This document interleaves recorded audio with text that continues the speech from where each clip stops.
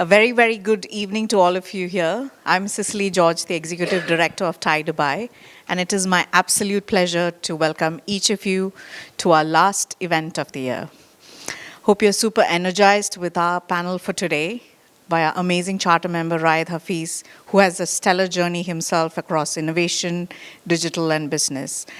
With our region getting more IPO ready, I would put some cards on some of these panelists today. Who knows what's going to come? I'm really excited to hear about the journey from scratch, especially of challenges specific to this region, dealing with fragmented markets, the elements that worked out in your favor so the founders can actually take that and learn from it. And sometimes I feel it's more important to learn what not to do because somebody's already made the mistake, so you might as well not have that. Are there any new people for TIE? Have you all been? Okay, so this introduction is for you. TIE is a global organization started as a conversation in Silicon Valley around 30 years back. And it's now become around 64 chapters, the more recent ones in Amsterdam and Sri Lanka, in 14 countries. So it mainly functions around 5 pillars: mentorship, networking, education, networking, and incubation. And it's global, but we here focus on the region. So TIE Dubai is the only Middle East chapter, and we focus on the regional ecosystem. So it really, in my opinion, is really the heartbeat of an entrepreneurial community wherever they are. They have a diverse set of founders, entrepreneurs, mindsets, outliers, and we work with incubators, accelerators, government, corporates. So we are kind of that bridge and community that brings everyone together. We have our partners who we would like to really thank. I would like to especially acknowledge Dubai Internet City, our partner since the last 23 years we've been here. Inphi, as old as Inphi because we are older than them. Skyline University College, Paramount Computers, EAND, US Mission for UAE, and Paramount Computers. So while TIE has the global reach, like I said, we do focus on the regional ecosystem. We have some amazing programs that we run. One is the mentorship program, extremely beneficial for companies that are in the early stage. And we match you with seasoned entrepreneurs who will, like Raed here, he's a mentor to a company. And we have some mentees here as well in the audience. So we see transformational journeys because we match you with the right mentor. It's a year-long program with some intersections in the beginning based on how well you perform. But it's now, I think, streamlined, and now it's in its 5th or 6th year. 15 startups have been matched this year, and 9 of them are from Inphi, and 6 of them have women founders. Sometimes I've seen across the year, from the year that I've joined, some of them become lifelong mentors. So it's, even though we map you to a year journey, based on what you build with them, you really they become investors. It really depends on you. There is also the TIE Women program, which is across MENA. We run pitch competitions in Egypt, Saudi, rest of Middle East, and here specifically UAE and Emirati separately. So this is going to be the 6th year in 2025. The winners of all of these regions have just, I don't know if they've returned from the TIE Global Summit in Bangalore. We had the finalists come to GITEX in MENA, 100,000 dirham equity-free prize. The TIE Global Summit has the pitch where they have a $50,000 equity-free prize. Really nice for women founders and a great platform to network amongst global women founders across. So do keep your eyes out. It usually gets launched around March, April. That's the timeline. And what is to look out for, what's coming up in the next year is the TIE U program for youth and universities. So we work with early stage ideas, again, across the MENA, and we help transform them into actual businesses.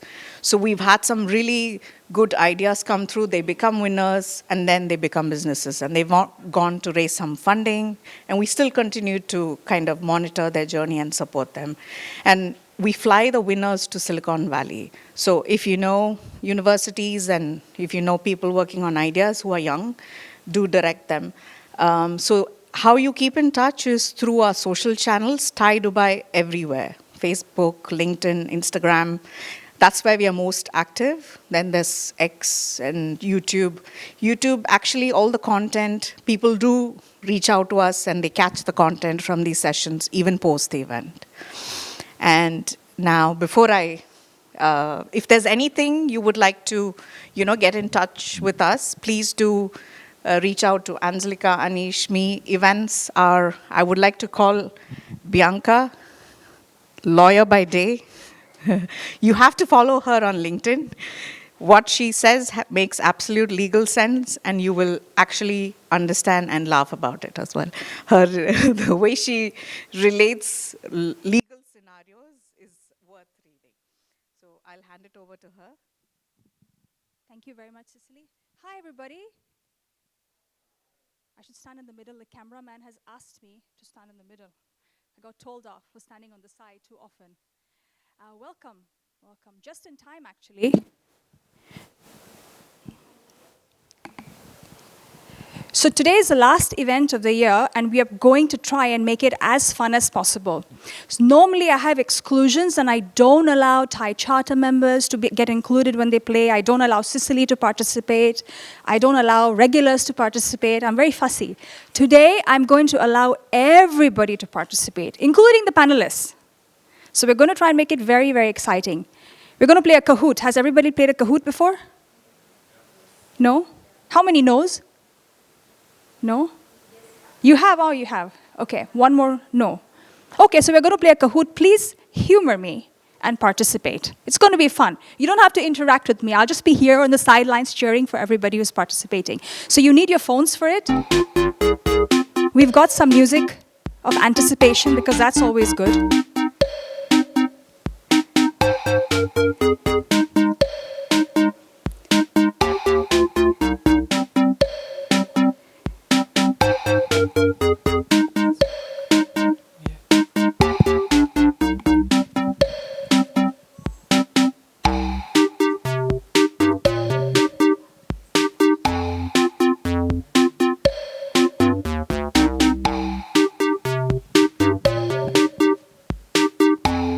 Cicely, good to see you on the screen.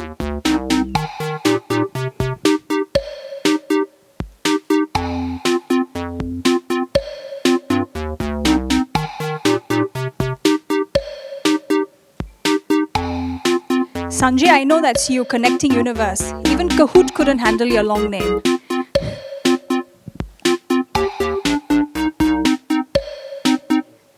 You've got 18 on. Is everybody on or still struggling? Who? I know the answers. I'm conflicted.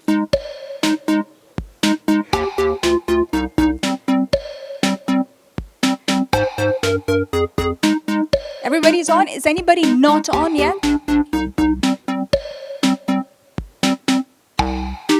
Kahoot.it.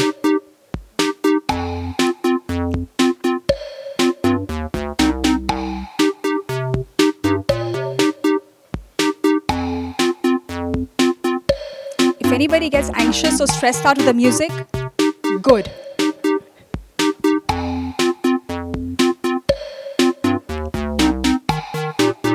Done?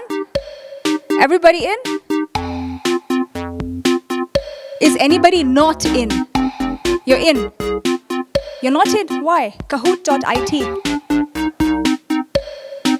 In? Okay, we're going to start. Okay, let's start.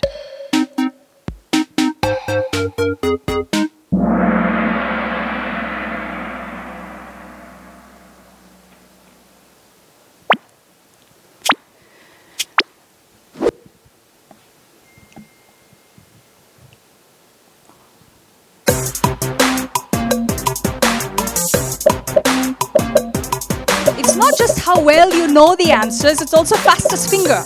Keep that in mind. Well done. Well done. It was Etisalat, by the way, the entity that acquired El Grosser. We are going to hear from El Grosser today in case you didn't realize that. Okay, so let's see who's leading. Abundant. Who's abundant? You in the black? Who's abundant? Who? Oh, that's you. Why are you not saying anything? Are you shy? Yeah. Okay, next. Let's go to the next one. Ready? What does Israel mean? Don't tell anybody the answer. Don't say it out loud. Munna, don't say it right. Oh, pure. That's what it means.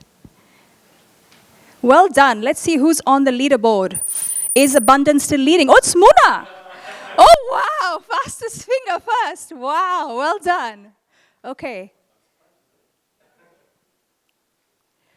CarSwitch offers an online free car valuation tool. Yes or no? True or false?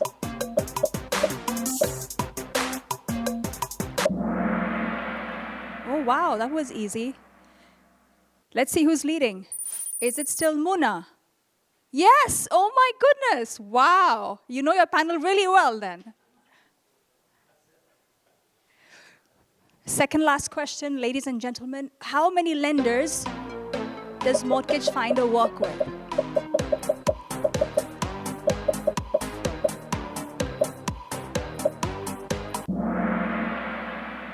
Well done. 24. Well done. Almost everybody got it right. Let's see who's on the leaderboard. Wow, Munna. Wow. You're killing this. Wow. TiE Dubai is the only chapter of TiE in the Middle East. Yes or no?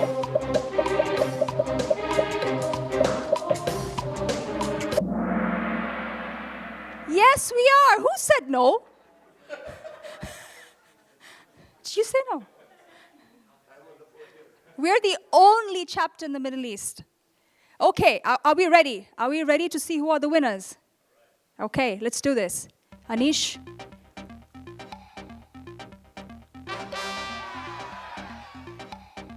Abdul. Connecting Universe. Oh, well done. Ta-da-da-da-da. Well done, Munna. Well done.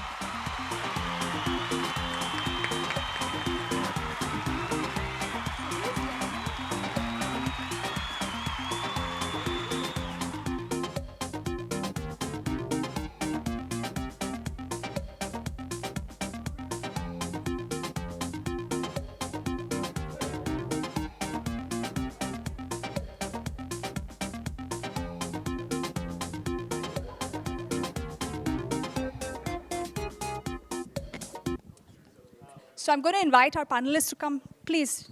Yeah, please. I'm going to hand over to you. I'm going to shut up now very soon. I'm going to invite our panelists. Our panel is being led by Raed Hafez today. Raed is the founder and CEO of El Grocer that was recently acquired by Etisalat. Raed is also a very valued charter member of TiE Dubai, and I can't wait for him to introduce the panelists and lead this panel. So I'm going to hand over to you, Raed. Thank you very much. Thank you very much. All right, let's mic check. Okay, excellent. Well, good evening. It's great seeing all of you. It's great seeing you guys. Hello, hello. So let me just get out of this Kahoot game, first of all. And Were you even in it? I didn't know who acquired El Grocer. What can I say? It took me a while. So thank you guys for joining. I know it's the evening. You have to balance a lot of things, but it's quite exciting. I think we, in every startup, in every entrepreneurship journey, right, you're always looking for scaling and growing. And, there's a lot of focus on starting up from ideation, what do you do? But few people are able to also tell you now that once you have reached the infamous product market fit, how do you scale up? And so today we're going to be focusing more on some of the challenges towards scaling up, some of the hands-on learnings, and I'm really excited that we have on the panel 3 accomplished entrepreneurs who can bring in, some real hands-on experiences, and I encourage all of you guys to, after the panel, to also come and engage with each of them. So we'll start from my left. Mohammed Kiswani is a close friend, but also very important that he's gone through a number of startups in the past, and we're going to learn more about him. And he's currently VP and MD of Mortgage Finder, the mortgage arm of Property Finder.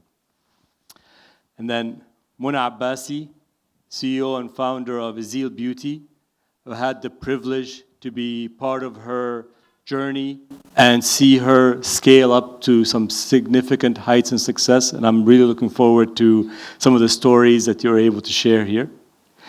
And then Imad Hamad. Imad is CEO and founder of CarSwitch. I haven't known you as long, but in the short time, I've seen how candid he is, and some of the, I'm looking forward to some of the learnings of what you've gone through in your journey also. Now, enough of me. Love to just, if you guys can just take a couple of minutes to introduce yourselves, and what's been the entrepreneurship experiences you've had so far, and we'll take it from there. Fantastic. Can we start with you, Mona, on the basis of ladies first? Yeah, right. Hi, everyone. So first of all, it's a pleasure to be here. As Raed mentioned, my name is Mona. I'm from Morocco. I've been in the UAE for the past 19 years. My journey of entrepreneurship started about 12 years back with Azil Beauty, which is a natural, organic Moroccan beauty brand that we have created from scratch. So today, after 12 years, we've been able to scale up the business in a way that we have our own stores, we have the e-commerce across the region and outside of the region, and and a lot of stories. So basically, we manage today we manage the full life cycle. So from the production, product development, R&D, to the production, and till the commercialization, direct to consumers. So we've been very much focused towards digital, towards e-commerce, and that's actually helped us a lot as a brand to gain the brand awareness, not only by having a physical position here in the UAE, but as well in the region and outside of the region. So in a nutshell. Welcome. Imad? Hi, everybody. Thank you very much for having me. So my name is Imad Hamad. I'm the founder and CEO of CarSwitch. I've been in Dubai for almost comparable time, so maybe 20 years or so. You kind of lose track of time in Dubai. Prior to CarSwitch, I was a consultant. I worked for McKinsey & Company for almost 10 years or so. Left and started CarSwitch, which is a used car marketplace that operates in the UAE and in Saudi Arabia. We effectively transform the journey of buying or selling a car. We do approximately $100 million in annual car sales now, very much tech-driven, tech-empowered, so we kind of transform the traditional retail experience of buying a car into a more omni-channel, digital kind of experience. That's pretty much the nutshell of it. Obviously, a ton of roller coasters across the journey. CarSwitch is a little over 7 years old, so I've seen quite a bit throughout that time, and I'm happy to share the learnings there. Thanks, Imad. Thank you. Like Raed said, we have a 3-generation friendships: parents, us, and our kids. And I'm honored to have him as a friend and mentor, someone I look up to. My journey with entrepreneurship started actually back in 2004. Prior to that, my first job was at Bank of America, retail banking, and I was in the mortgage business. So like our good friend Drake would say, started from the bottom, now we're here. Went full circle, did a bunch of things, started my own mortgage company back in San Jose, California, 2004, then moved back to the region, 2008, worked in building materials, food, etc. My journey with tech started around 2018. I was with an oil trading company, and we had the mad idea of starting Kafu, the on-demand fuel delivery platform. So I was there at Kafu day 0 or day minus 100. and after that, we launched a digital platform called Urban, which essentially took the rental journey entirely online. Didn't go well or as planned. Then I joined Property Finder a little over 3 years ago. It's been a hell of a journey. I lead the mortgage business at Property Finder. Originally, we're called Mortgage Finder. It's a great business. We're incredibly proud. Achieved a milestone lately, having 1,000 Google reviews at a rating of 4.9, making us the highest rated mortgage provider worldwide within the small city of Dubai. And essentially what we do is full service mortgage advisory in the UAE market, and very happy to be here. That's an amazing accomplishment. Congrats. Thank you. So since you mentioned that you were with Kafu minus 100 and then day zero, let's rewind back to those older days. And how did you guys, first we're going to spend a bit of time on that early stage, but how did you discover product market fit? How did you validate product market fit? Look, in our case, Kafu, at the Kafu point, product market fit was natural because you were solving a meaningful problem in the market, right? So I would say it started with identifying the problem, or it started with deciding what problem you want to tackle. At the time, what we'd realized is you go to the US and you have one petrol station for every 1,500 vehicles. Whereas in Dubai, at the time, it was one for every 7,500 cars. In Bahrain, it's one for every 17,000. In Kuwait, it's one for every 20,000. Right? So there's definitely a supply issue over here. And it literally was born out of sitting in line at the T-Com petrol station and saying, isn't it about time somebody comes up with a delivery for petrol? It became evident almost instantly, right? I would say it was a week after we launched when, with very little marketing, and we did something scrappy at the time and a lot of fun. What we did is the team was about, we had only 15 trucks. So we distributed the team in about 30, 40 different neighborhoods in the city, and we started creating sort of fictitious orders for the trucks to go and pretend like they're filling. And then on that weekend, we had, like, if I'm not wrong, it was either 8,000 or 12,000 downloads. It was instant, right? So it was instant product market fit. Amazing. I mean, that I remember those viral days. So it's when everybody was talking about Kafu, have you seen this, the delivery for fuel? Let's switch over to a bit of a non-tech, right? How did you validate product market fit, especially in a consumer brand? It's a bit, I'm sure there's some specialties or special cases there. Yeah, so it started by a personal experience, actually. So where you see that gap. So being a Moroccan, came here at that time. I actually couldn't find natural products. I'm talking about like 15, 16, 17 years back. So natural was not like very common. It became later on trend. And basically I was looking for something simple but efficient. I wanted something luxury but as well affordable natural beauty product. So this is how it started. It started from a personal need. And then slowly we got it validated through different things. So the first thing you have, naturally there is an affinity with the Moroccan beauty heritage here in the region, which we felt there was a gap. There was no brand here in the beauty map.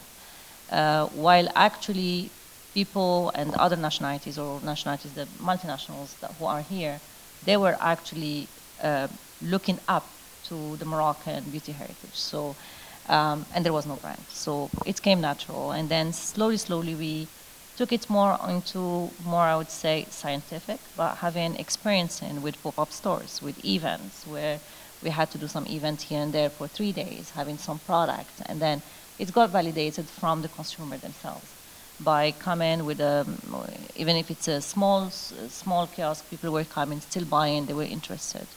And slowly we started, validating, because there was the validation of the product and then came the validation of the services which we added. And the services part is like only 3 years back. So it was after the brand has been established as a product brand for about 10 years. And the service is the same way. So we started noticing that the consumers were using the product, taking the product to salons or to spa to be used there. So the fact of being very close to the consumers and understanding how they're using actually, and I mean the end use of your product was very important. That gave us the insight that actually they were looking for a place where someone to do it for them. And then we started with small space. And then from the small space, we understood that no, they wanted something bigger and they wanted more than what we just had in mind. And this is how it got validated. Now, this is from I would say the offline part, right? So there is as well the online part, because at that time, the validation came from the difference. At that time, there was only Facebook, the golden age days. There was only Facebook and Facebook groups. So we would post something on different groups, and then we would see the reaction. People were reacting to the post, or they were reacting to the product. They were requesting. So we got as well the understanding of the market fit digitally or socially from the digital or social platforms by understanding the interaction of the consumers, even through the WhatsApp. So we were very early on, like I like to call it the WhatsApp commerce. This is how we started before we even had our own e-commerce platform. And that made us understand even further the consumers, and people were like, they were interacting, they were asking, they were buying the product. And so it's a multiple thing. And I don't think it's just at the beginning, the market fit. It's an evolving, it's a journey that you evolve. And by listening to the consumers, we're always developing the idea and your services or products. Yeah, I remember those old days when we started with WhatsApp and said, you know what, maybe we should have our own website and then start working on that. Yeah. No, that's amazing. Let's fast forward. So you validated there's product market fit. How did you, what kind of tricks, what kind of tools, how did you start scaling up, growing CarSwitch, pretty much customer acquisition, and what would you advise people about? So I think the whole journey is kind of interlocked, right? So at CarSwitch, the idea, the problem was clear. It is painful to buy a used car. Could we make it better, safer, cleaner? I think the challenge is how do you make it safer economically? And maybe, Mohammed, this is more comparable to your urban experience, and we could bring in elements of that where so for us, what we first developed was a concierge business model. So we said, look, we'll hold your hand and help you buy a car or sell the car, and we'll do it for you. And the idea is it's a hassle-free experience. We'll handle everything. It's on us. And when we're done, we'll earn some fee from you. But how we actually deliver it was the complexity. And in the product market fit stages, it was very much comparable, Mona, to your experience, where it's really an offline thing. And we're doing it with people, it's humans, and we're running everything ourselves. And economically, that creates a lot of pressure. I think interestingly, as you look to scale, it's also not really scalable. So we had kind of the first probably year or two was really defining what is the business model, the product market fit, get, the first handful of cars sold, replicate, rinse and repeat, do over and over again. And then when we thought about scale, I think the biggest challenge was, okay, you need to automate a bunch of these things. But as soon as you remove the human, now the concierge thing kind of falls apart. It's no longer really a concierge. So it's really understanding, I think, every aspect of that journey and saying what are the parts that consumers value and what are the parts that they maybe don't care that much about, and can we automate those? And so it was really dissect, and we're still doing it today, right? Years in, because obviously the product evolves. And what we started, we do 100 more things than what we started with. And each one we are constantly automating bits and pieces of it and scaling that bit and that piece.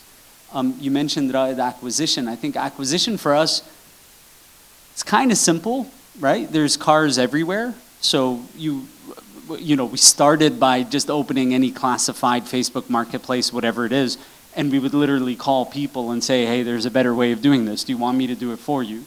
And you do that offline in combination with paid marketing. And you kind of slowly transition from hacking it to automating it and frankly funding it, right? So you do need to pay for that. And unless the rest of the funnel is somewhat automated, the economics completely break down. So it really is a very iterative process of growing one piece at a time and kind of gradually pushing the noodle upwards, right? I think the idea that every new product, every new feature is, you go back to the same thing, you validate it, and you 100%. go and as you said, rinse and repeat. I think a lot of people miss that because your startup is a series of mini startups. So I love the hack that you talked about. Building on that point, I think that's the biggest barrier to entry, right? So whenever you talk to investors, it's all about what's the barrier to entry, how can somebody copy, how can someone compete?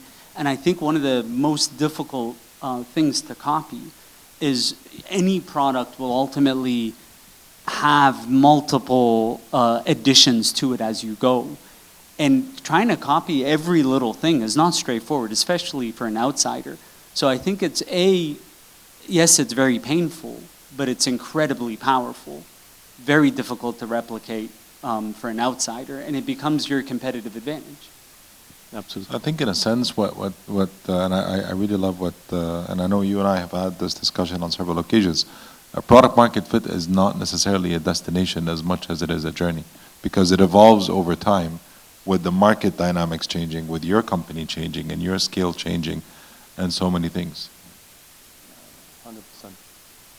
Let's talk about a little bit of again, diversion. And sorry, I'm going to keep it very fluid, but you said in your intro that Mortgage Finder is the highest rated online mortgage supply, right? How did you do that? And how are you able to retain customers and get such a high rating? So, a couple of things that we want to clarify. Despite probably about 30 or 40 other mortgage operators worldwide claiming to be a digital mortgage provider, they don't exist, right? The mortgage industry is, and the business is it remains relatively archaic compared to other financial services. It's a human-powered, tech-enabled business, right? Now, how did we get to the 1,000 Google reviews? And by the way, the 1,000, we now use it as a foundation and we move. It really is culture, and we did it with intent. So I've been at this journey along with the team since January 2023, right? Where we sat and said, we essentially internalized and thought, what is the essence of success for our business? If I was to focus on one thing that defines who we are, what should it be? We're in the financial services industry. We're touching quite often the largest decision people make in their lives. So that answer was trust, right? We thought, okay, how do we quantify trust, right? And that's when the idea of saying we quantify trust with 5-star Google reviews. Then a series of things that we did. One is we reported Google reviews as a success metric with each and every single reporting document that came out of our company. So whether it's on the board pack that goes to General Atlantic and Co., whether it's what we do on All Hands with the team, whether it's what I celebrated publicly within the business. Remember, Property Finder is a bit more corporate now, 650 employees. So you just set that tone and the culture where you ask any random member of either the team or the entire company, what's the most important metric at Mortgage Finder? Anybody would tell you it's 5-star Google review. So it's doing it with intent. And I always say, you can only improve what you measure, right? And it became an obsession. I personally, being the MD of the business, it was the one metric that I chose to obsess with. Every single morning, over coffee, I would read 5-star Google reviews and take screenshots, send it to the team, call them sometimes. I would call the customers. Maybe obsession, maybe is the answer. There's a lot of obsession in succeeding in entrepreneurship. Muna, again, you talked about acquiring customers, olden days in Facebook, engaging them with WhatsApp, but I also know you've got very high repeat purchases. How did you do that? What did you do to ensure that? How did you gain the trust of your customers? Well, I think repeat purchases, there are, of course, what we know, like in terms of the theories, what kind of things, loyalty programs, and so on and so on. But we tend to forget that with whatever we can do from a theory and scientific point of view, as long as the product or service doesn't meet the expectation of the customer, none of that would help. So I think the main thing that I've obsessed with is the product that I'm delivering or the service that we're delivering to the customer. And this is the key, because the moment you are over-exceeding the expectations, they see the value of what they bought or what they're using, definitely they would go and do the Google. It's easier to convert them to do the Google review, or easier for them to recommend it, or the word of mouth. And I think this is the key. There is the business part, but there is the core. And I feel that whatever the product and service is the core. So that was the main focus. Then there is the other things that we were able to do. So we've done different programs for the regular customers. So be it with, and this is where we use the digital parts. So we are a very customer and data-driven business as well. So when it comes to we follow the journey. We understand the customer at each touch point, whether they bought online, offline, and we follow them with different messaging, with different targeting. So let's say someone has bought this product. So we will follow in a way that and both digitally and humanly, because our customers, be it, for example, the Saudis or the locals or the Arabic, they like that human touch. And this is what makes us different from other multinational brands, where it goes all into one channel. So we are mixing that, the automation with the human touch, by all the time having that kind of, check-up with them, whether they're okay with the product, do they need something more, what other product they can buy, special offers for the loyal customers, special, notes for the loyal customers. So it's a very personalized journey. Touches. It's a very personalized journey for the loyal customers. Amazing. Ahmad, you said you're processing now $100 million worth of transactions on your platform. How much did the right choice of your technology, and how much does your technology stack and AI play a role in that? So today it's much more substantial, but frankly the whole AI thing is probably a year and a half old. So I think Muhammad said it really well, and I think, Muna, you built on it, which I like the phrase that you used, which is it's a human-powered, tech-enabled. I think we all wish we were the founders of Facebook or some equivalent business where you don't need people and it just works by itself. Though I bet you even Facebook doesn't really work by itself. They have thousands of employees. They're probably doing something.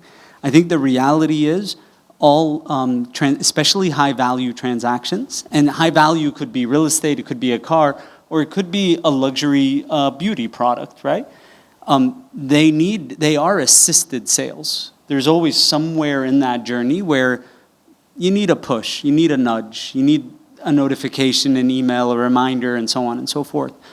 So I think for us, at least, it started with all human and then became substituted. Today, nothing is 100% human and nothing is 100% tech. I hope someday in the future there will be a portion that is 100% tech, but also a car transaction has at least 10 different interaction points before you close a transaction, right? It's not like buying a toaster or something. And from those transactions, those interactions, I would say, so for example, today, If you have an inquiry about a car, which everybody has, everybody will ask, is it the first owner? What's the accident history? What's the last price? All inquiries are 100% on the platform handled by an AI chatbot. It feeds the data from our system. We've asked the questions, and it can answer all those questions. All negotiations are full tech. You make an offer on the app, the seller gets it. There's an automatic negotiation system that's built in, and the seller can intervene. But then you want to see the car. You need to see it. It's a physical thing, right? So there's humans involved, right? Then you want. So I think it really is understanding your product, your journey. What are the most painful, what are the most important touch points? Those you probably want to invest in, and maybe it can be people if that's important in that journey. And what are more mundane touch points that are really more administrative? And those you'd want to automate and try to get rid of. But did it matter, from the time you started to where you are now, right? I'm sure your tech stack has evolved. Yes. Did it matter what did you implement first and how did you implement it and what stage, what parts of your tech stack was crucially enhanced just before you scaled up? Should we be honest? Or Yes. Okay, the truth? The brutal. Yeah, the brutal truth is when we started, I didn't know where we would end. I didn't know about ChatGPT, and I wish I started that instead, right? Assuming that I could, but I'm just saying I didn't know. So I think our tech stack is outdated, and I challenge you to find any company, any tech company that's older than 3 years that doesn't have tech debt and isn't. So I think sadly, because tech moves so quickly, whatever decisions you make, it'll be legacy in 3 years. And now you're stuck. So there is no out, in my opinion. I think what you need to do, at least what we're doing, is ultimately you can still, you're stuck, but you can still, we still use ChatGPT. So you can create stacks on stacks, and you need to carve out your design. And actually, one thing that we're doing now, we're experimenting, let's see if it works, is we're rebuilding our entire tech stack right now using AI. I'm skeptical that it'll actually work, but we're using Cursor, by the way. So also a lot of these things is not that we are building it. It exists. It's just that you need the right people that are kind of up to date with what's out there. A lot of this stuff is cutting edge and is unclear how much you can do. So I think you also need to have the courage to make a couple of risks and know that they won't work out 100%, and it's okay, but you'll learn in that process and you'll take the bits that work. That's how we started the whole AI. We started a year ago. Honestly, when we started, it wasn't clear that it would work, that we could replace the call center handling inquiries with a pure chat bot. And the first few months were bumpy, but then, it worked out. That's what we're doing with the rebuild. But Yeah. frankly, the rebuild is just to make it more agile, faster, and so on. I'm not sure if it'll work. But even if it doesn't work, it doesn't matter. We can still Well, that's the do whole stuff. point. You got to try and you got to see how it goes. And look, if it doesn't work today, I think one thing I'm confident about is I don't know when. Is it a year? Is it 2? Is it 3? Salesforce is not hiring any engineers next year. They've decided that AI has made programming so much more efficient that they don't need more people. And Salesforce hires thousands of engineers every year. Look, it's happening. Like, you get on the train or you're left behind. It's... And I think also the reality is fiscal responsibility, right? Whether it's forced on you or whether you're practicing it properly to maintain your margins and essentially appease your investors, forces you to prioritize the right products at the right time. I think for every entrepreneur in this room, right? If I was to ask you to present your product roadmap in the way you want to see it, it'll be 100 times than what reality looks like. We all, and usually I'm always in these battles with my team, that where I walk in and I say I want to do this, and that, and they look at me and they say, "Great, Mo, we don't have the money," right? Okay, so and I think that's how we make our decisions, right? You end up going back to prioritization and looking at impact effort. Muna, you're working on a consumer beauty product. I'm sure there's no tech involved at all in your business, right? Yeah, right. So, no, actually it is. So 60% of our business is coming from the digital, from e-commerce. So it is big for us. And again, going back to whatever has been said in terms of when and how you scale up your digital platforms or your systems depends on whether they will just be justified.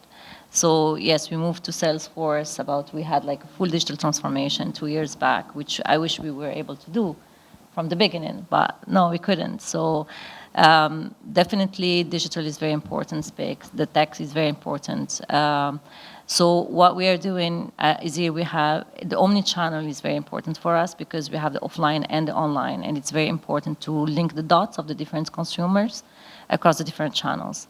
And it was very important that we link the commerce with the service, with the marketing, so that you have a full automated marketing journey. Because okay, before we were doing there was the human, a lot of human capital behind, like checking with the customers. Now we have automated we did a lot of automation because when you are heading to scale up, you would not be able to do that with the required human capital.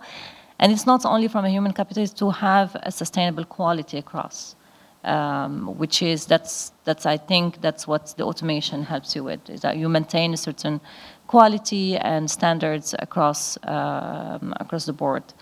And we're very much into the digital sphere. No, absolutely.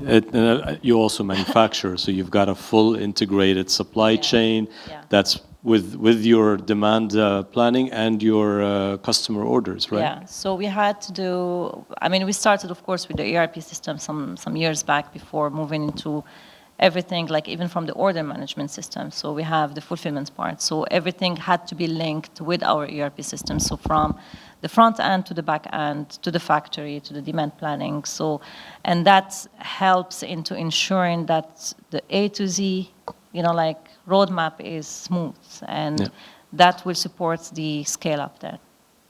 All right, Hamad, let's fast forward. You've scaled up with Mortgage Finder. Obviously, it's one of big names. How do you stay differentiated from the competition? And there is some new names coming in. So I would say, genuinely, it's focus, right? The focus on trust becomes really a way of life, and not just for me. It's it's the heartbeat of the business. It's every single person. Two is, I think we all focus about product and features and marketing and etc. But let's get real. Behind all of that, it's the human beings. It's the people, it's the team that you build. So what I always tell, founders and business leaders, if you focus on having the right lieutenants on your team, you will win, right? Being competition aware is very, very important, but being customer and team obsessed is really what matters. And then focus on the boring stuff, right? I would say basics, right? Make sure that you have to run your business profitably. It's halal to be profitable, right? Like it's what everybody wants. We are in business, right? I'm not here to hide to say we don't want to make money. No, we're going to work so we can make a living and so that our team makes a living, and it's okay. So I always say focus on the boring stuff and make sure that your brand stands for something, right? And then you're going to find that you'll win. One way or another, you will win. Hamad, same question to you. In your domain, there are a few players also with some very deep pockets. How are you staying differentiated and how are you keeping up? It's a great question. So in automotive, it feels really in the UAE, it feels like every 6 months there's a new player. And it's astonishing that it continues to get more crowded. It creates a lot of problems, to be honest, not because of, it's not the idea that they're necessarily competing with you, but very practically, when you have more competitors, everything becomes more expensive. So advertising becomes more expensive because you compete for the same keywords, same audiences. Hiring becomes more expensive. It has a lot of issues. I think the thing that we operate a specific, so we focus on peer-to-peer car sales. So we don't have dealers on the platform. Well, we do now, but our core is peer-to-peer. A lot of the new entrants are dealers. They own their own vehicles. So I think one thing that at least we've been mindful of is to not get distracted. It is intimidating if a new player with a lot of money comes in and maybe blocks all the airwaves and so on. I think to Muhammad's point, it's a little bit like all you can do is focus on your strengths, your experience, your customers, continue your roadmap to make it as good as you can. And it's it's outside of your circle of influence, so focus on what you can influence. We do look absolutely at what competitors are doing, but frankly, we look at it from the perspective of what can I copy? And I know for a fact that when they launch, they look at what they can copy, and that's okay, right? What can you make better? But not get, I think, emotionally, and being an entrepreneur is emotionally stressful. It's a disaster, right? So you have enough to worry about. You can't worry about every new player.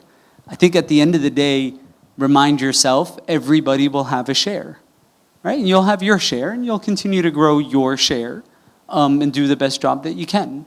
And I think we're obsessed with the customer experience. Muhammad's actually sold a car on CarSwitch, so he's been through it. Word of mouth, right? You just have to have a good product. I sold a lot of cars on CarSwitch because I kept sending you more customers after that. Yeah, and I think that's a great source of acquisition, right? The word of mouth, manage your review. Like, if you manage a thing, it'll get better. So actively manage it. There will be competition. There's no running away from that. If you're doing a good job, there will be competition, right? People will copy. That's the whole point. And I think, if I may, it's very important to separate noise from substance. Particularly in the venture-backed space, right? A lot of times new competitors emerge, right? They make so much noise, but you dig a little deeper into the substance and you find it's lacking. So I go back to focus on the boring stuff. Let's go to the important stuff. The teams, the people make up your startups, right? How do you, in the early stages, you go with the missionaries who believe in your vision and you go on. But once you start scaling up, how do you select your team? How do you build your team? How do you build that, continue with that passion as you're scaling up and as you're growing? Let's start with Muhammad and then we'll take it. Look, in my case, maybe I got stuck in the early stages, right? Whether I'm building, whether it's day zero or now, leading a scale up, hiring missionaries for me is an absolute must, right? I think learning how to hire is the one skill, other than fundraising, that every entrepreneur absolutely needs to have. If you don't know how to hire, don't start a business, right? Or at least learn how to hire, at least have somebody on your team who knows how to hire. My philosophy is 100% always make sure that you have missionaries, right? Now, a few more things to sort of dig deeper into it. And obviously do so with intent. Now, when I hire particularly leaders, right? So personally, I interview everybody who joins the business, and I always ask them consistently 3 questions, no matter what they do. Right? Why are you here? Right? So there are 75 job openings. Why did you apply? Right? 2, why should you be here? Right? And 3, what do you want to do next? So I always say, I assume you're not going to retire at Mortgage Finder. What do you want to do next? Right? So hire with that intent. Get to know the people is very important. Now, when you're hiring leaders, the concept of hire slow, fire fast is super critical. In my journey now, for example, at Mortgage Finder, I'd interviewed 68 people before I hired my new head of sales, right? And before we hired them, essentially I went through an extensive exercise and conversation with them, sharing the vision, sharing what we want, where we are, what our challenges are, where we want to go, and aligning with him on the approach before he even joined, right?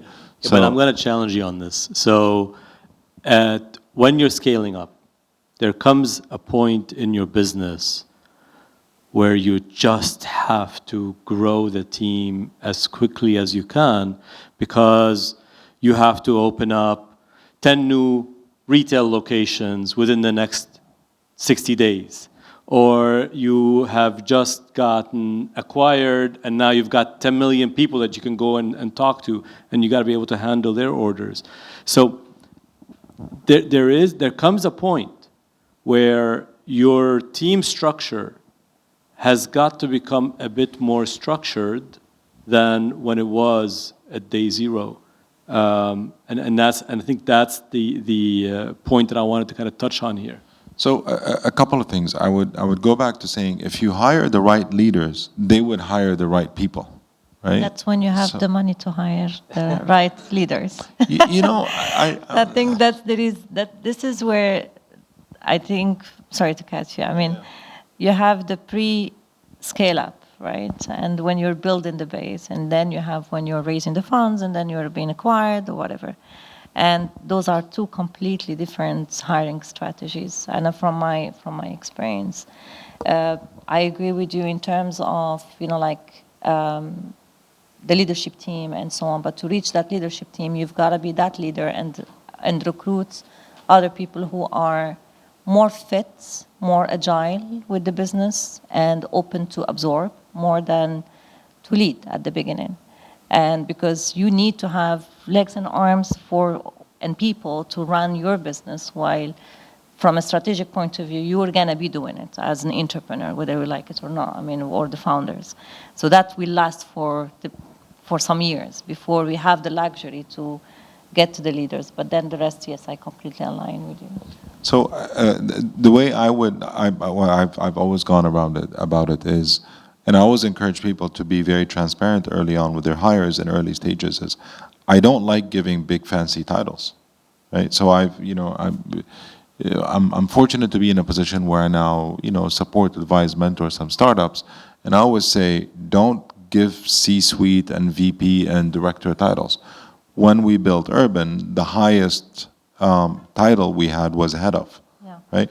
And on day one, I would tell, for example, the head of marketing, I say, we think you're absolutely formidable and we love you, but we're here now, let's say we're $1 million revenue business, we'd like to be a $100 million revenue business.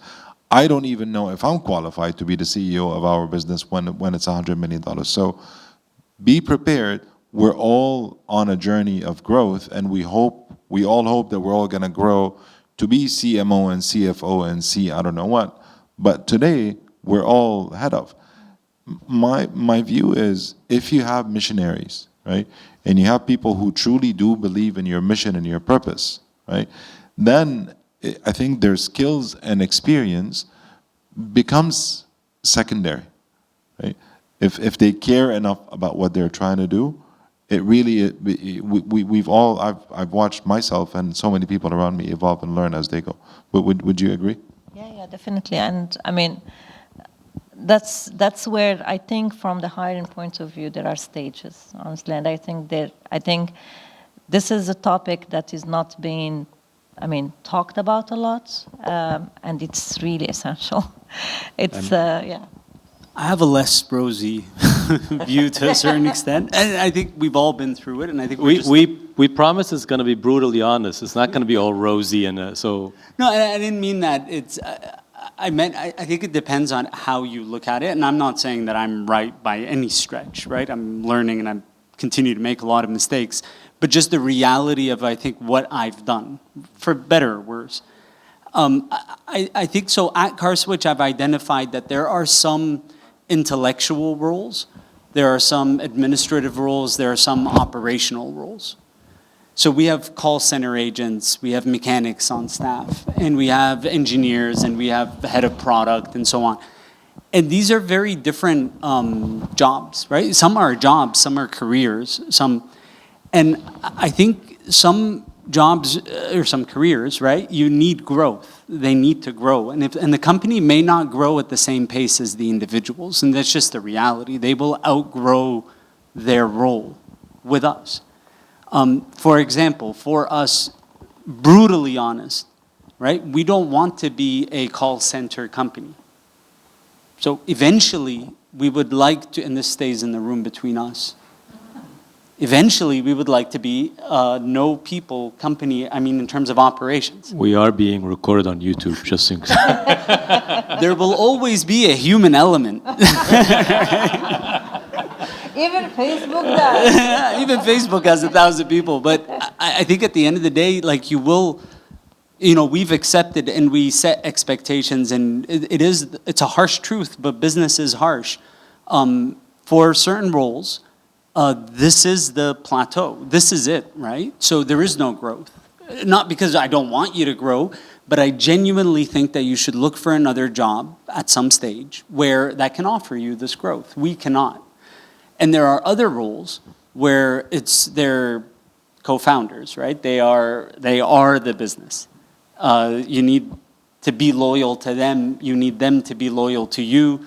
And I think, Mohammed, what you said makes 1,000,000% sense and for some roles. And then what Muna you said makes a lot of sense, which is, can you afford it? It's just the harsh reality. You're doing everything yourself. You're plugging in people where you need help and where you can afford it.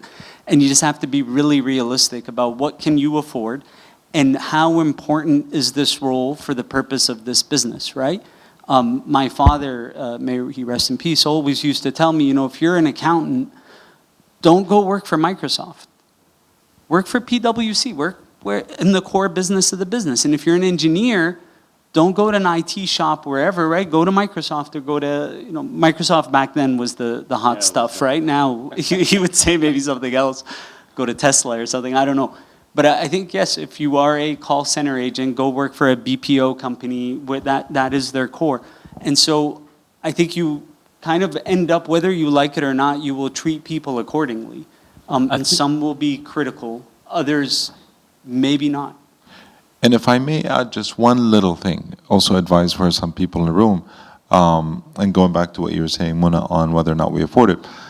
I was going through a similar experience this year, you know, again, trying to maintain a certain level of, you know, EBITDA profitability and et cetera. And I needed headcount. So what we chose to do is to build a center of excellence in Cairo, right? You know, realizing that we can identify and find amazing talent. We live in a digital age. We're fully equipped to have people working remotely. And that's sort of how we cracked it. So I'd rather hire, you know, have higher quality or more capable people on the team working remote than having less capable people working here. There are pros and cons for all of those, and I think the time we spent on choosing the right team and all the different, you know, nuances of it just shows you how important of a topic it is, and that's the reason why I didn't even open up the fundraising topic, because that would need a whole new session just by itself. Maybe some therapy. Yeah. So look, I'm very keen on staying on time. So we are running out of time. I'm going to open it up for some Q&A and see if you know, and if you can have some pointed questions, challenging questions. I'd love to hear from you. One quick question. In scaling up, so if you're moving from $1 million to a 100 million business, right? That's where you want to scale up.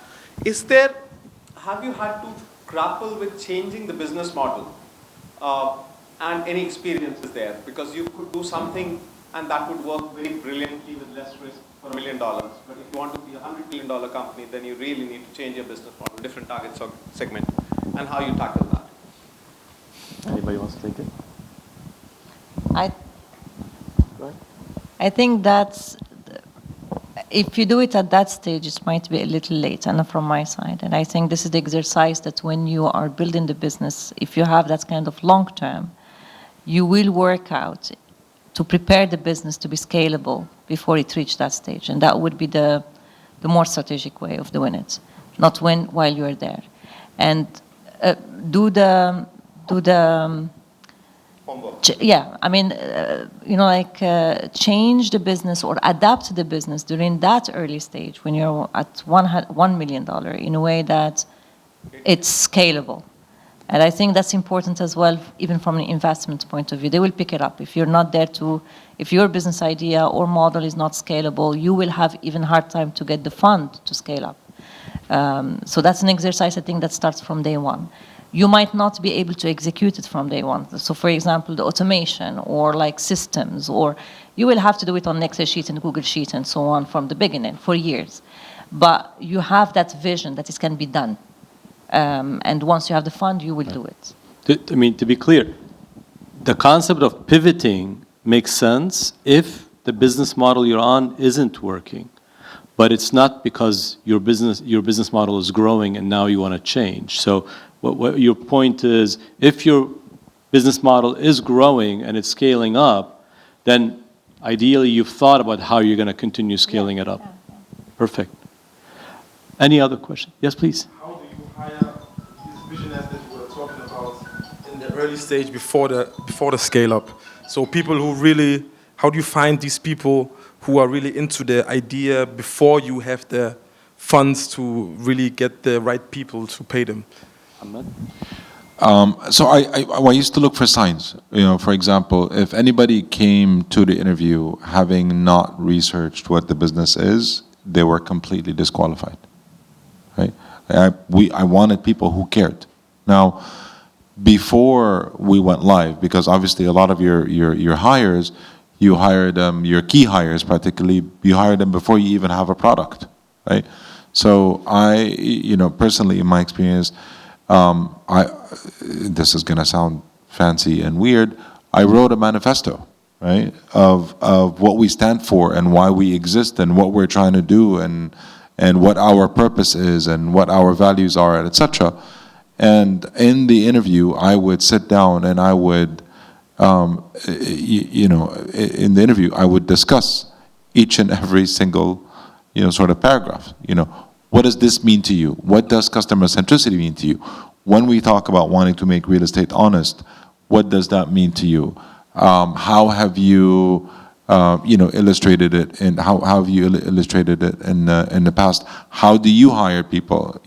So it really is, I'd say, living your core values and guiding principles, and look for. Personally, I've always focused probably 80% on behavior and 20% on functional skills. I agree with that. I think building on what you said, Mohammed, a lot of it also comes later, right? So yes, you need to hire at least the right behavior, because that's very difficult to change, right? But then exciting a person about what you're doing, it's going to be difficult to pull off in an interview, really.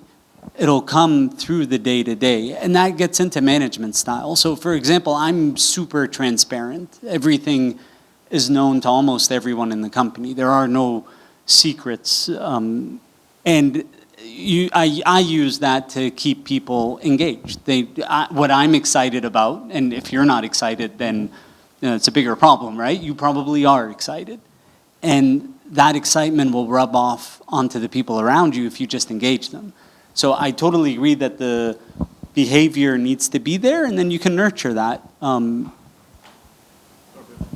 would completely agree. The behavior would be 80 to 90% at the beginning, because the talent, you will not necessarily be able to afford it at the start, from the beginning. And especially when you are as well at the starting point, you are creating a lot of things. Even you don't know what you need to, how best to do it.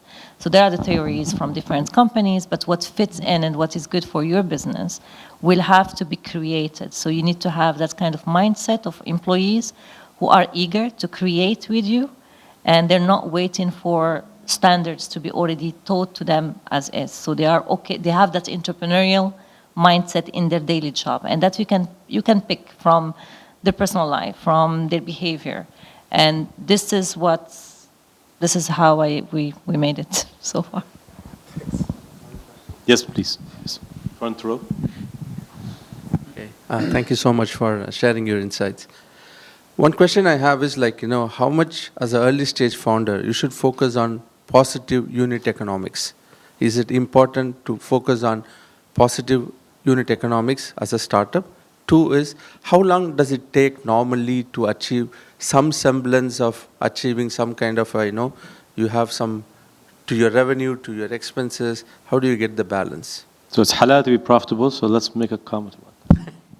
So look, I wear an operator hat and a VC hat, right? And with that said, the world obviously, unless you win the lottery or you happen to be a billionaire and you want to start a business and experiment, in that case, profitability doesn't matter. But if you want to raise capital, There are a few people here that anyway. all right, that's good to know. We are raising for Flashpoint. So in the case of a normal startup, you're going out there and you're raising capital, right? And when you're raising capital, your investors want to see at least a very clear path to that profitability. So when we talk about unit economics, again, focus on the basics. So CAC LTV, right? Even when we talk about product market fit, in order for you to properly illustrate that product market fit, you want to show that balance between your customer acquisition cost and your lifetime value, what kind of retention metrics, et cetera, et cetera. So the short answer is absolutely important, at least to have that gross margin profitability, and also have that clear path of what does it take to get to EBITDA positive. Question at the end?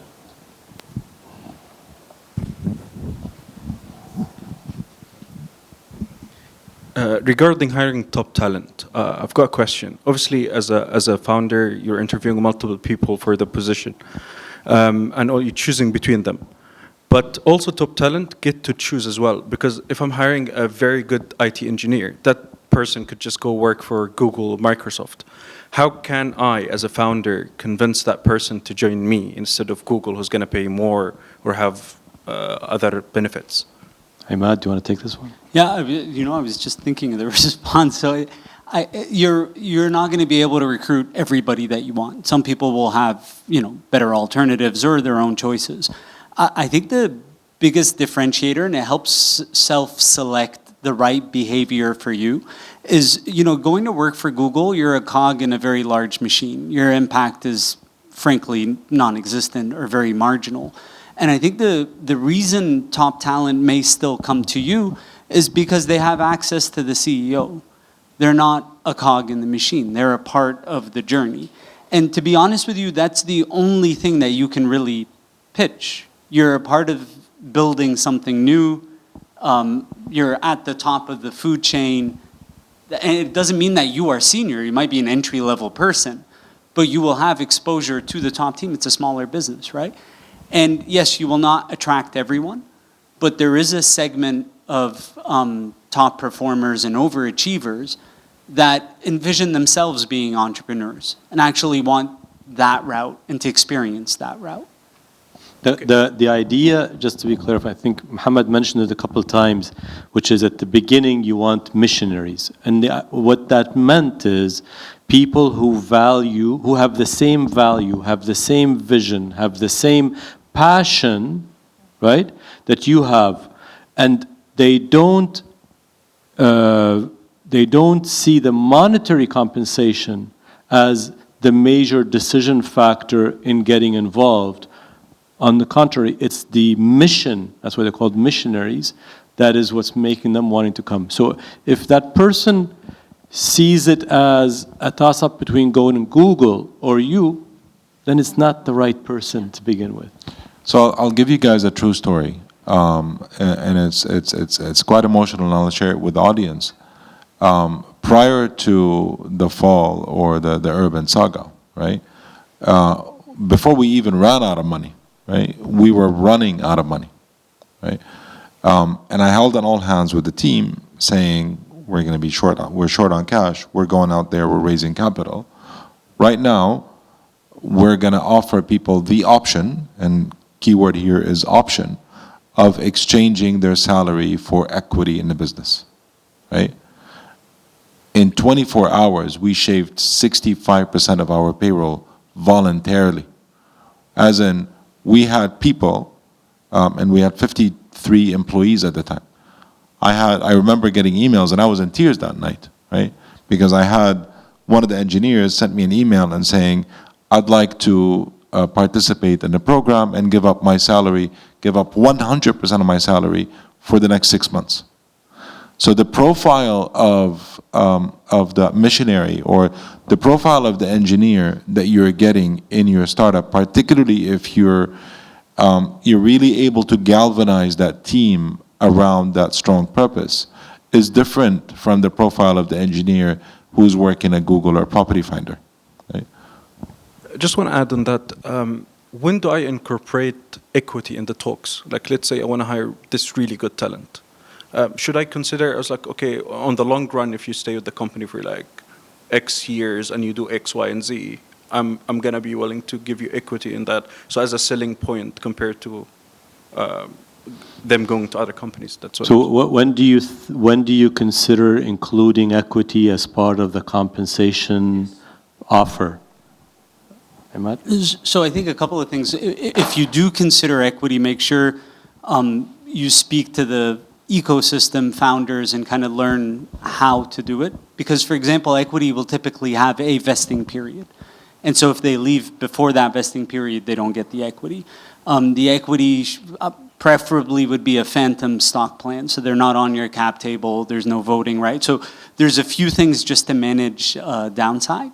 I think the other thing I would flag is be careful with equity, but not too greedy. Like, you do want to give it away, but you just want to be mindful of how you're giving it away, because there are many more hires that are required on this journey. I think it comes back a little bit to what I was saying earlier about there is roles that are critical for you. Those are the roles where you need the equity firepower to also incentivize people to care about the mission and have some skin in the game. So yeah, you just have to think about what are the must-have roles critical for me and what are maybe not so critical roles. And then of course, how to distribute the equity. And then finally, what is the equity program that's safe? And a lot of this material is available online. I think just check kind of, if you will, the best practices of what an ESOP plan should look like. Thank you. All right, last question. Thank you. It's been a really interesting talk, and I just wanted to ask a human element question. At the beginning, when things are early stage and you don't have a massive team, but actually the business is taking off, do you have any tips or advice of how you managed your energy and didn't burn out? Because I feel as though there are various inflection points where you can literally completely burn out. And I know that founder health is getting a lot more of a spotlight on it now, which is great. But I haven't heard about that at all. But do you have any tips or... Is that a thing? I didn't know. Like, how did you just keep your energy levels, you know, topped up so that you didn't completely burn out and get depleted during those really, really difficult points? I was at McKinsey before CarSwitch, so it wasn't like, you know, it was pretty tough. I think emotionally this was much, much more difficult, but like hours-wise, et cetera, it wasn't really. It was comparable. But it isn't about hours, and I think it is about the amount of commitment and the pressure and the non-stop, right? So did you feel at any point in time that you're reaching burnout? I think for me, it's also about maybe when I did it. So I for example, had just gotten married. I didn't have kids, so did not have financial pressure. So I think I'd made sure that in my personal life, I kind of had a year or two where I could do this. There were, of course, disappointments. There was stress. I'm not diminishing that. Long nights, lots of frustrations, and there were good times as well. So it was definitely exhausting and remains exhausting, right? Fundraising is probably the most painful thing I've ever done, right? So even when it works, it's still painful. So I think you go through that, but at least for me, and I don't have the crystal ball on this, but for me it was making sure that personally I can do this right now, and I had that buffer. And that probably created relief in that regard, at least. Muna? I think there is no recipe for it. I think it's like a mix of many things. The first thing is why you're doing this business. And I think if your why is so strong, the drive, like you will fall down, it's fine. You will have your cry at night, you will collapse for a night, but the next morning you will wake up fresh again. So automatically, mentally, you are in a different space. When you are doing it for a passion, as a passion, you have a big dream that you're always seeing that big dream, that somehow raised at night, like raised. So I had the passion. So I don't know for businesses who are mainly, like commercial only entrepreneurs. I'm not sitting there, so I don't know how they do it, to be honest, because otherwise it's very difficult. I think having the support system around, so support system from the family, from friends around. You won't have time to enjoy a lot of time with them, but seeing them proud of what you're doing, I think fuel it. You get that energy, like somehow you get that energy, and that keeps you going. And I think a lot of other things that makes who we are as a person from a behavioral, from a psychological point of view. So it depends as well on the previous experiences in your life, how resilient you've been throughout different experiences. Then you become, I think, the more experiences, the more fall down you have in your life, the more resilient you become, the more strong you become, and then you just know that it's just another experience, and it's gonna go through it. But it's not easy. There is no miracle for it. It's not easy, and it's okay when you're having that kind of feeling that you're burned out. You say, I'm burned out. That's okay.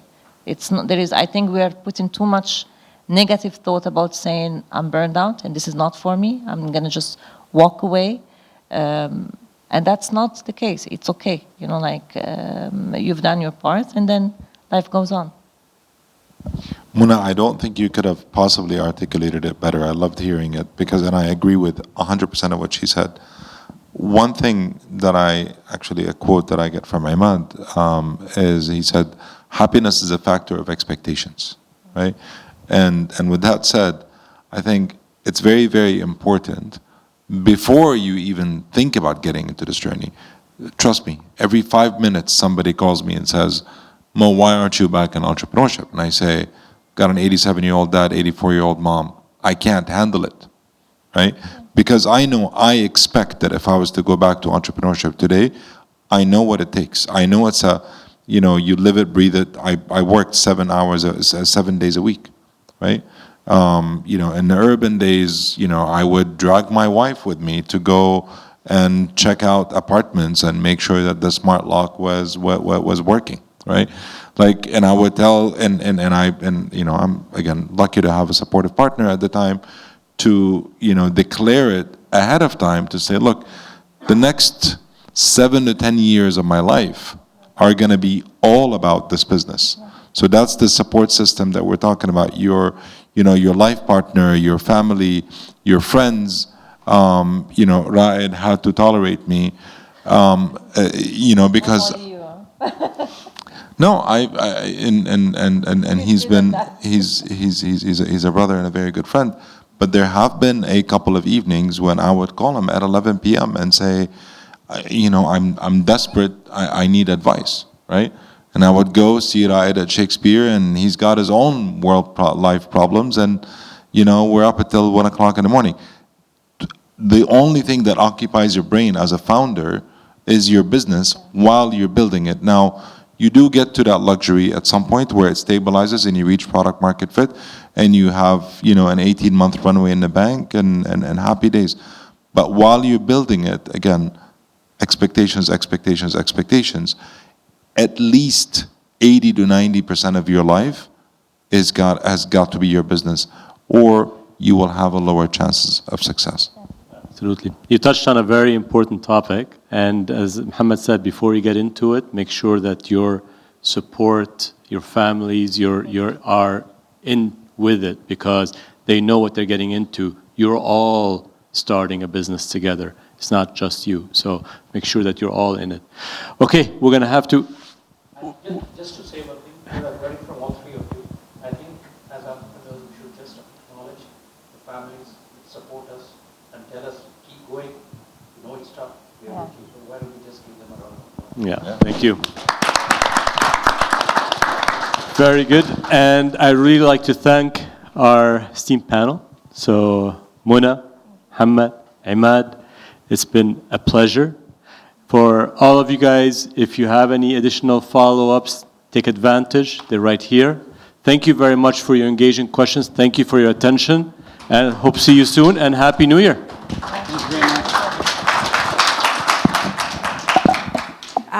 I just want to say, acknowledge the fact that we've got 4 UAE businesses up here on the panel. How beautiful is that? They are homegrown, home-scaled, and inshallah, as they say, they're going to make us proud on an international scale very soon. So on behalf of the board of TiE Dubai, I'd like to invite Himanshu to give small mementos away to our panelists. Thank you so much for joining us. We're very, very grateful to have you.